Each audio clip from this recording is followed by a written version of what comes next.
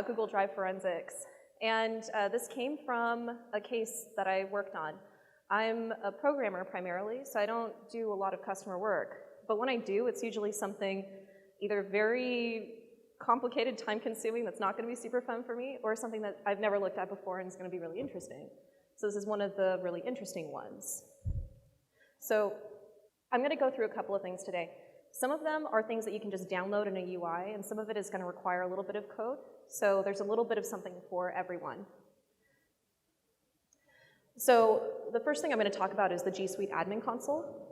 And that's an admin piece of software.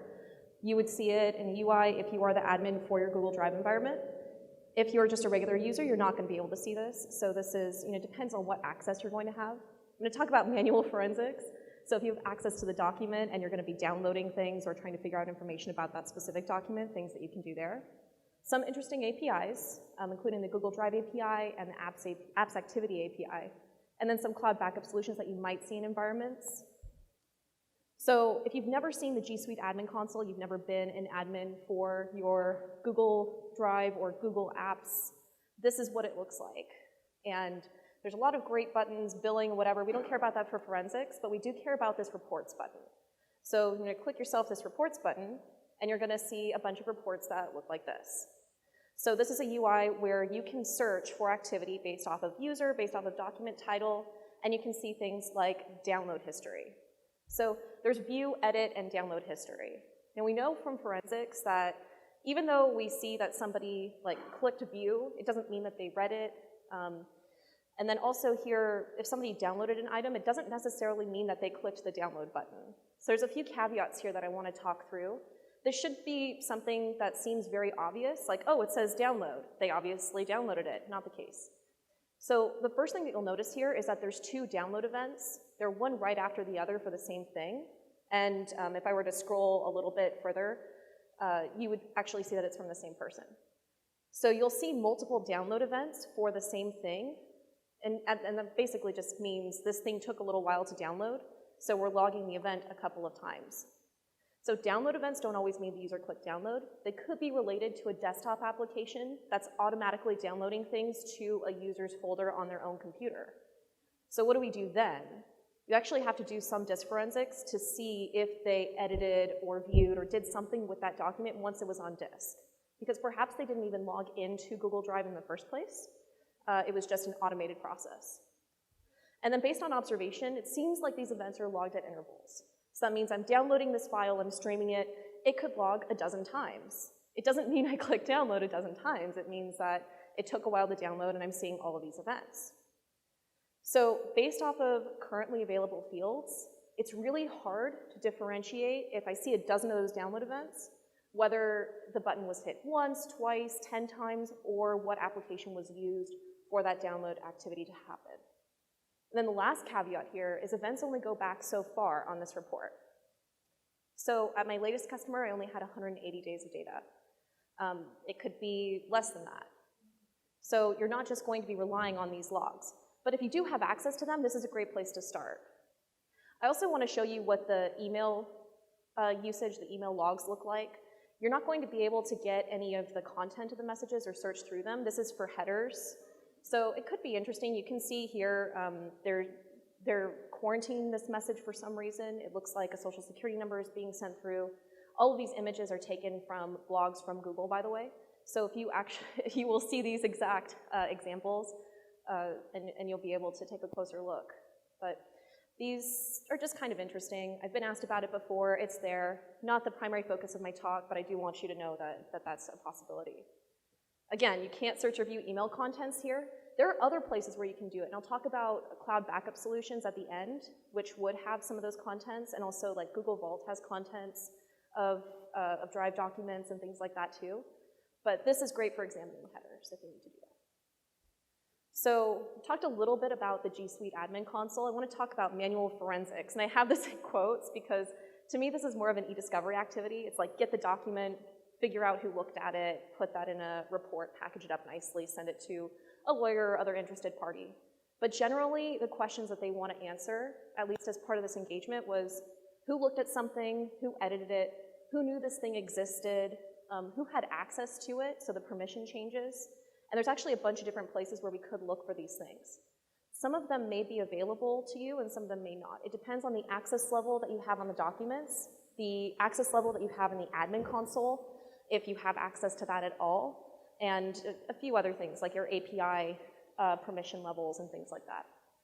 So one thing that you could manually do if it's just for one document is you can just take a screenshot of the revision history page. I know that sounds super low tech and a lot of people in here are gonna be a lot more technical than that. Come on, Ash, show me some code. I will, I promise, but here's a quick dirty thing that you could do. You just hit File Revision History. So here's a slide that you already saw before, but you see the green outlines, and it's my user, well, only my user here. And you see in yellow that this June 1st date is highlighted. So this is the activity that my user account did on that specific day. So if somebody wants to know, hey, did Ash edit this slide on this day? I did. There you go. There's the screenshot. Pack it up. We're ready to go. What if I want to print that out for the entire document, though?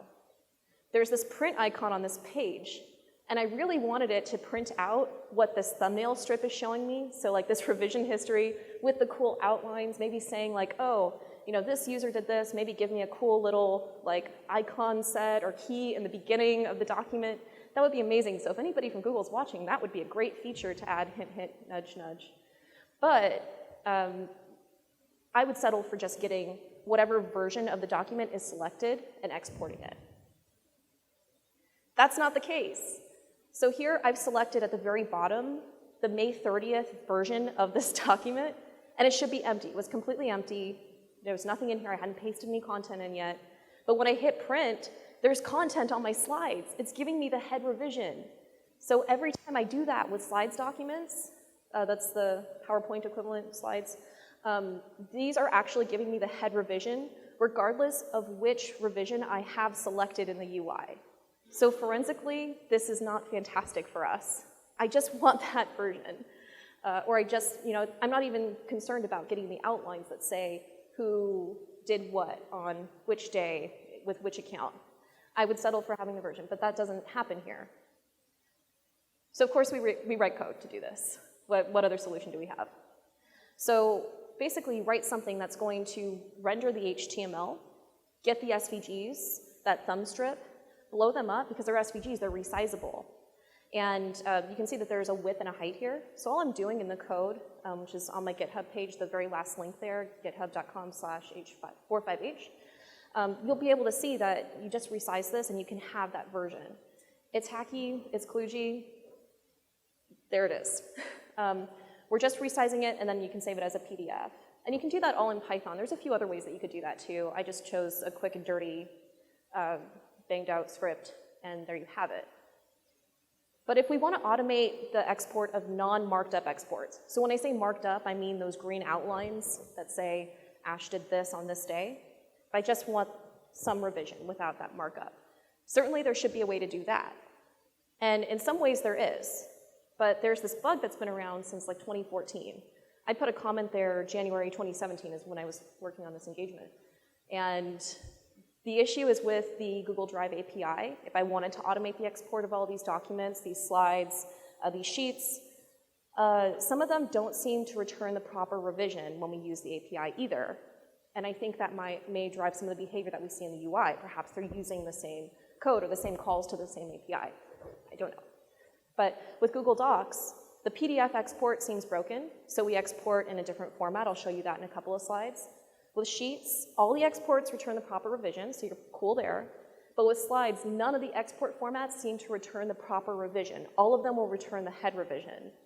And then in version 3 of the API, if you're going to try to use that, the feature seems to have been deprecated. So in version 2 of the Drive API, that's where we're going to be able to automate the export of these documents if you need to do that for some e-discovery or some forensics case. However, in April, this was assigned to ekellipses@google.com, so if you're out there and you're listening, I'd really appreciate you updating this, please. So I'm going to talk through this API that I keep talking about, this mythical Google Drive API that's going to solve some of our problems with these automated revisions. It's very cool, it's very easy to work with, and it's very well documented. So I was very pleased to see that, and it was pretty exciting to work on something like that. But version 2 of the API is going to iterate and download revisions. There are lots of code samples everywhere. The best way to use the API fully is to be an editor or collaborator on the document. So you just have to get added to it, or you already have to be an admin in the environment and the document is public. That would be a great way to use that as well. So don't try to read the code. I know people are going to try to read the code. It's there for decoration. If you can see it, fine. But all we're doing is taking a look at the export links for this item. We're going to get the file ID as a parameter. We're using v2 of the Drive API. There's all kinds of authentication sample code on Google's site. And we're using the word processing doc type. That's the most important part of this. When I'm doing item.get, export links.get, whatever, I'm doing the word processing markup language, so the open XML format document type here. I'm not using the PDF because, again, that's broken. That's going to give us the head revision, so we're going to use this one. There's also a JSON structure that comes back with the Drive API. There's a couple of calls that will return a JSON structure. This is the one that I like using the most. It gives me the last person to modify. That's last modifying user. It's not every modifying user. So it's actually not going to list all of that out for this revision and say, like, these 10 people modified this and it was at these times. It's only going to give you the last one, so be really careful with that. But we also have a bunch of different formats to export. You could do HTML, text plain, all of these MIME types. But again, we want to use the word processing document, open XML format for this if we're using Google Docs. And then there's a revision ID. So every revision has an ID. They're not sequential, by the way. So it's not going to be like 1, 2, 3, 4, 5. It'll be like 1, and then 600, and then like 1,000. They'll skip around a little bit. That's normal. The other API that people don't immediately think of or don't find when they're searching, because I certainly didn't find this when I was searching initially, to get a little bit more information about the history of these documents or a little bit more metadata, is this apps activity API. And this is pretty cool. It's also really simple to use. You just pop in the Drive file ID. This is the ID of my document, so my Google Slides here. And we get back this structure. There's permission change events and there's edit change events. Those are the most important ones that I've found in this API return structure. Again, this is really well documented. It's just like if I Google how to do forensics on Google Drive, I'm not necessarily going to see this first because it's apps activity API. It's not the Google Drive API. But this can be very useful for you because you can see all of the permission changes here. So here I'm saying, oh, I added myself as a writer. And then I also made this, anyone can read this, and anyone with the link can view this document. So you can see all of these changes here, and that's going to answer one of the most common questions that I get about Google Drive documents. And here's the edit event JSON structure. So the previous one, this is the permission change events. You'll get these in combination with these edit events. So they may be combined into a single event, or they may be in multiple separate events. So that's another thing to watch out for when you're parsing this. So I actually have it parse a couple of times and then dedo. It's a little lazy, but it's quick. So we have an event time for all of these, by the way. You just have to convert this back down to something sane. You have a photo and a URL, like a link to the photo of the user, so that's kind of cool. But if the user's deleted, you're not going to see that. You're just going to see unknown user or deleted user. So that's one thing to be a little bit careful of here. And it's not going to differentiate between the various deleted users. It's just going to be deleted user. So that's going to make it a little bit more difficult. So hopefully you're not deleting people as they leave, maybe just decommissioning their account somehow, because you're going to drop off a lot of this metadata in a few different places in the API return structures. So you can see this is an edit event. Primary event type says edit. It's great. We don't know what was edited. We don't know what position. We don't know what clusters were changed or anything like that. We just know that this person edited the thing. And if they edited it, probably means that they had access to it, and all of these other things that you could conclude. So last thing I want to talk about is cloud backup solutions. So the first thing you should ask customers is, well, do you have the G Suite admin console access? You don't necessarily need to have that as the forensic analyst, especially if you're coming in from the outside. If it's your own internal organization, maybe you do want to have that granted to you temporarily, but you don't want to have that. It's like the keys to the kingdom, right? We never want more permissions than we actually need when we're doing an investigation. It does make things really, really nice. Like, you don't have to send a bunch of requests, but generally I like to avoid. Also, like, here are some admin creds. I don't want your admin creds. Please keep those very far away from me. I'll ask you for what I need. But the next thing that you would ask for is, do you have a backup solution? Do you have DLP? So some of these are better than others. I saw one quite a lot, so I'm going to talk about that one. It's certainly not the only one. It's not the best or the worst one or anything like that. I'm not trying to plug this at all or any of these products. It's just I've seen it. And it does limit visibility into IR activities. I bring that up because if you were investigating somebody, maybe it's like IP theft or something else, do you really want them to have to add you to their documents so you can pull all the information through the API and all of this other nonsense? Probably not. Like, I don't want you to know that I'm looking at this stuff. So the backup solution is a good place to look if you want to limit the insight that the person who you're investigating or the activities that you're investigating has. So this is a good place to start, depending on how stealthy you need to be. Also, if there's like an active attacker in the environment, I don't necessarily want them to see the entire IR team being added to these documents that they just touched. That could get a little bit messy too. Some of them have an API. Some of them have nicely formatted historical versions. It really just depends on which backup solution you're dealing with.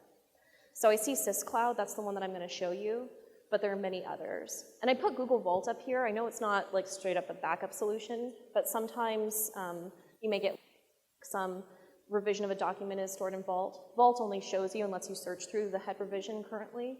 So you're not going to be able to search through a bunch of historical revisions, but it's also useful, and I kind of consider it a DLP thing because you will have some storage there, and you know, maybe it's a good place to take a look at. So here's the forensic uses. Remember I talked about that 180-day limit on those reports in the GSuite admin console? This is a good way to get around that because the DLP solution, maybe for compliance purposes, they might have to keep documents quite a lot longer than that. So you may have history that you wouldn't know existed if you were just looking at the Google Drive product set. So because that 180-day or less limit on GSuite reports, the backup solution can provide some pretty interesting metadata. It really depends on what solution you're using. So some have like great sets of data and they give you great APIs that let you export historical versions, and that's fine. But they're also going to back up at different intervals from like Google Drive saving versions of documents. So you're not necessarily going to have more here, you're just going to have different. And then some solutions do let you search historical versions of documents. So let's say it backs up every some interval. You'll have that some interval version of the document. Maybe it's a diff, who knows. And some only let you search the most recent version, like Google Vault only lets you search the most recent versions. And then here's a picture of SysCloud. So they have this Gmail backup, Google Drive backup, contacts. So I mean, in my case, I was interested in seeing the Google Drive backup, and there were certainly versions of the documents there.